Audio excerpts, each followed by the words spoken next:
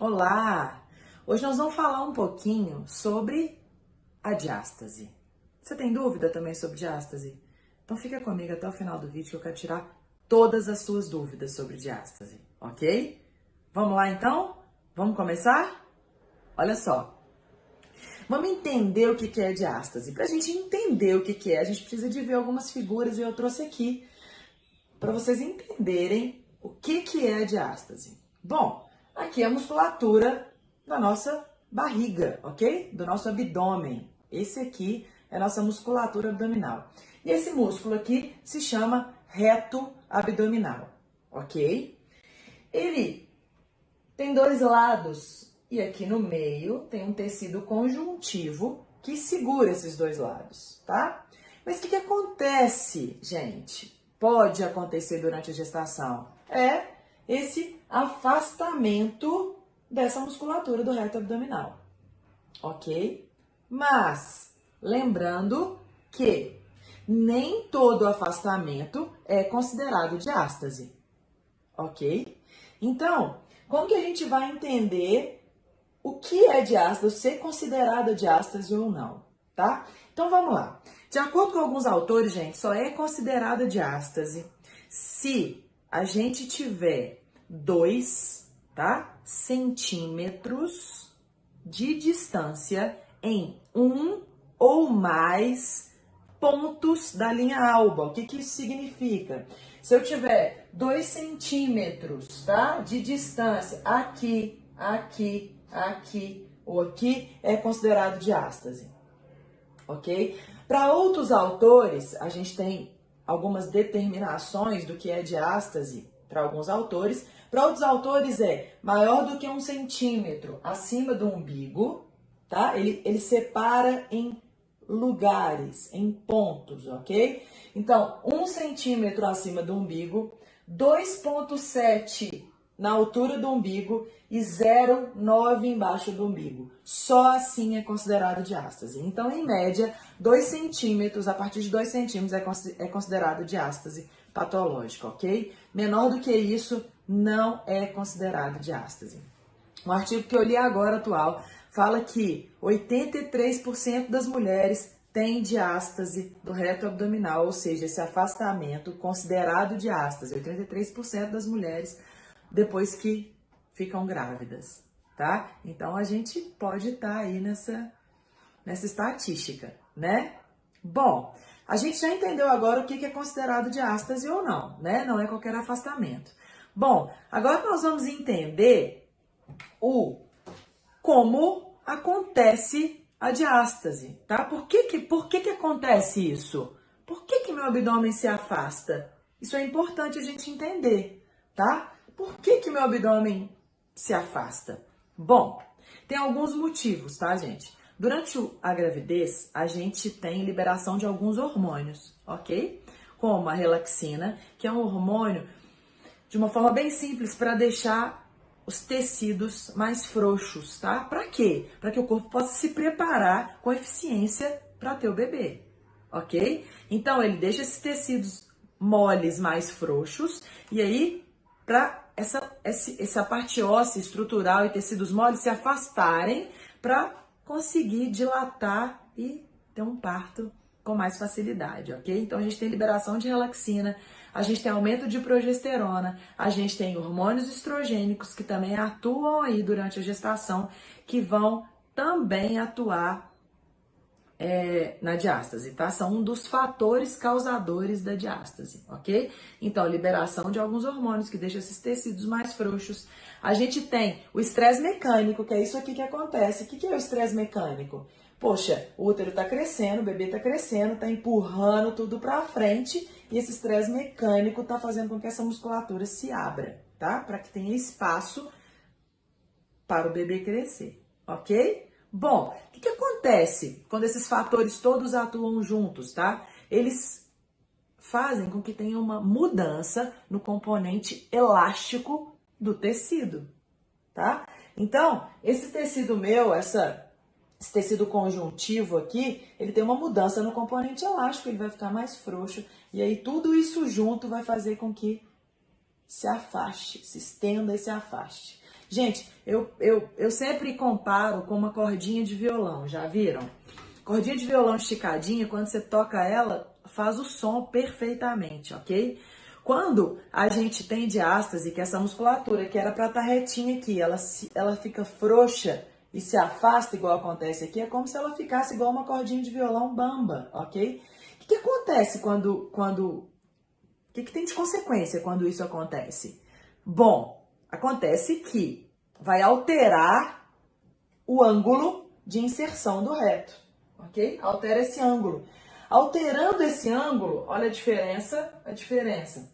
Alterando esse ângulo, a gente vai ter uma menor eficiência mecânica para produzir força, ok? Então, a gente tem uma menor eficiência mecânica, uma menor capacidade de produção de força, ok? E essa menor capacidade de produção de força, ela se estende ainda um pouquinho até o 6º mês pós-parto, tá? Então, é normal que no pós-parto a gente não tenha muita força para fazer abdominal, produção de força, porque acontece isso daqui, tá? Então, bom, Gabi, a gente já entendeu o que é considerado diástase, o que é a diástase e por que acontece ela, né? Agora, nós vamos tentar entender como que eu descubro se eu tenho diástase ou não. Olha que legal. Então, bom, a posição para se entender se tem diástase ou não é deitado, tá vendo? Pés apoiados, barriga para cima, coluna apoiadinha, você vai tirar a cabeça do chão, sem fazer força nas mãos, ok? Vai tirar a cabeça do chão e vai apalpar com a pontinha dos dedos, tá? Bem próximo do umbigo, igual ela tá fazendo, tá bom? E aí, você vai entender se você tem diástase, se tiver um buraquinho, um afastamento ali, tá? Igual a gente mostrou anteriormente, tem como você medir também. Obviamente, o padrão ouro, gente, é o ultrassom, tá?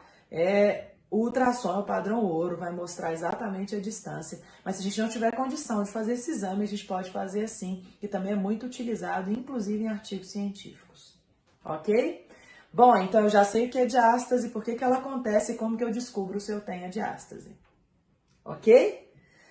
Então, bom, vamos lá. Vamos continuar, né?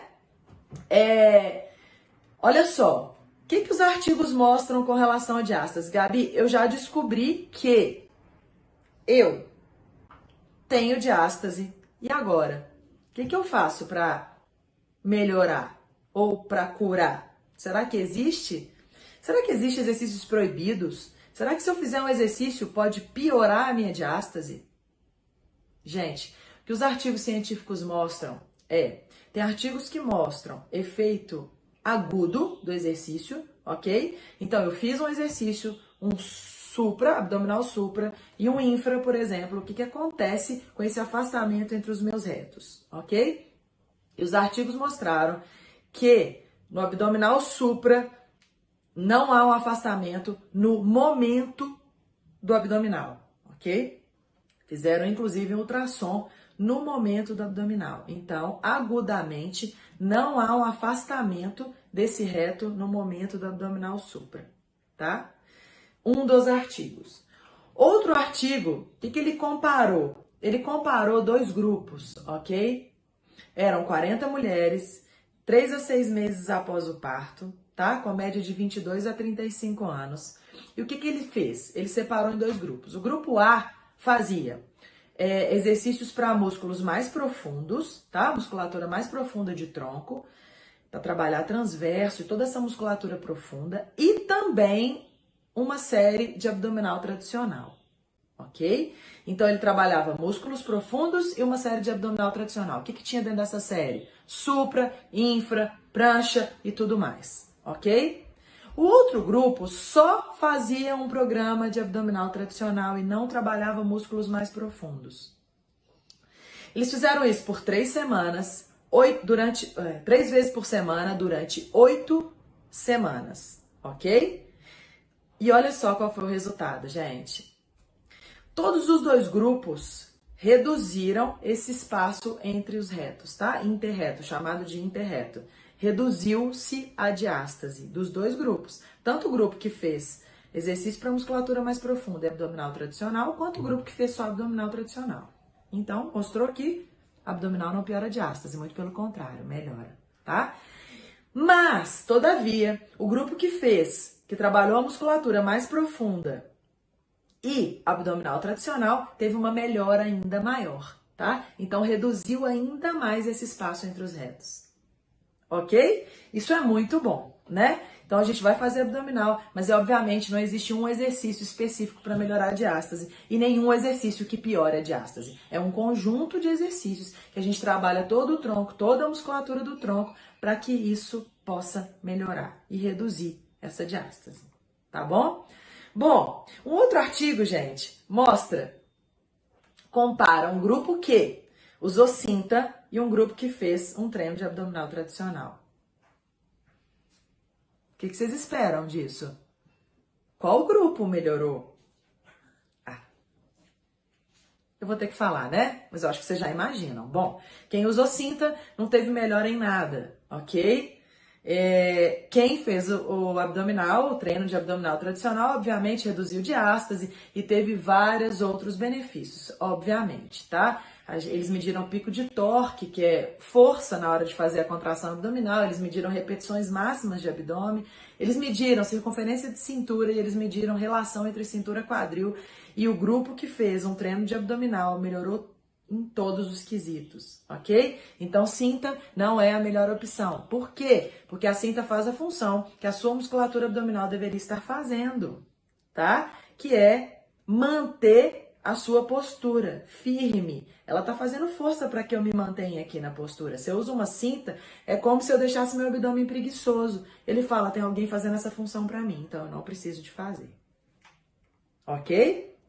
Bom, gente, o que eu quero concluir de tudo é que não existe exercício proibido, não existe exercício que piore a sua diástase. E nem existe um exercício mágico que faça um milagre e faça com que a sua diástase diminua, tá? O que é importante vocês entenderem é que treinar a musculatura do tronco, treinar a musculatura abdominal, tanto músculos mais profundos como músculos mais externos ou mais superficiais, vai ajudar na redução da sua diástase. Então, para de desculpa e vamos começar a treinar, tá bom? Porque diástase tem como ser melhorada, ok? Ó, adoro falar desse assunto. A gente se vê nos próximos vídeos.